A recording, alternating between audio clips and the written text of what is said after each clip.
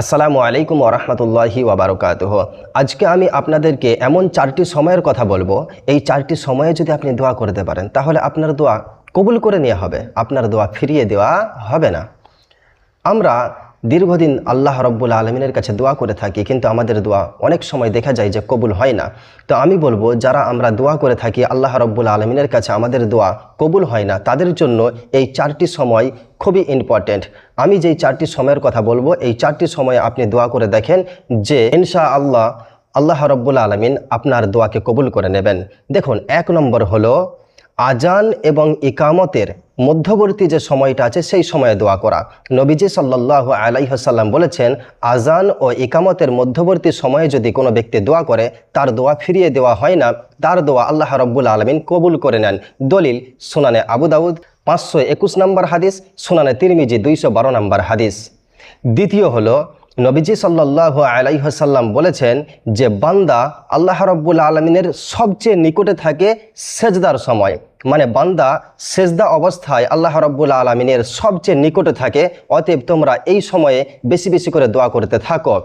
সেজন্য আমি বলবো যে দোয়া করার জন্য একটা উত্তম সময় হলো সেজদা অবস্থায় দোয়া করা।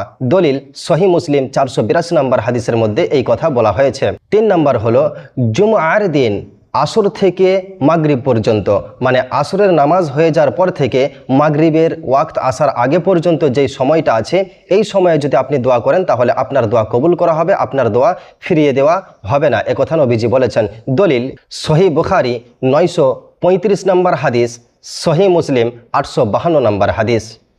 4 নম্বর হলো বৃষ্টির সময় দোয়া করা। হাদিসের মধ্যে স্পষ্ট আসছে যে বৃষ্টি যখন হয় তখন যদি কোনো ব্যক্তি দোয়া করে তাহলে তার দোয়া কবুল করা হয়, তার দোয়া ফিরিয়ে দেওয়া হয় না। নবীজি সাল্লাল্লাহু আলাইহি ওয়াসাল্লাম বৃষ্টির সময় দোয়া করতেন এবং বৃষ্টির পানিতে ভিজতেন, কারণ এই পানি সরাসরি আল্লাহ রব্বুল আলমিনের রহমত স্বরূপ দুনিয়াতে আসে। সেজন্য আমি বলবো যে বৃষ্টির সময় আপনি দোয়া করবেন, বৃষ্টির সময় যদি দোয়া করেন তাহলে দোয়া কবুল করা হবে।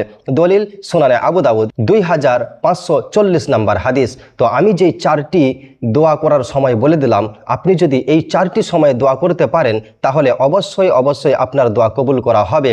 আল্লাহ রব্বুল আলমিন আপনার দোয়া কবুল করবেন, ফিরিয়ে দেবেন না। তো আমি বলবো, যারা এখন পর্যন্ত দোয়া করছেন কিন্তু দোয়া কবুল হচ্ছে না, তাদের জন্য এই চারটি সময় হচ্ছে খুবই ইম্পর্টেন্ট, খুব গুরুত্বপূর্ণ সময়।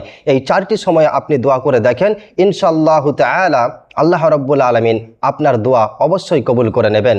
এবং ভিডিওটি বেশি বেশি করে শেয়ার করে মানুষের কাছে পৌঁছে দিন, যাতে করে সবাই আল্লাহ রব্বুল আলমিনের কাছে দোয়া চাওয়ার সুযোগটা পেয়ে যায়।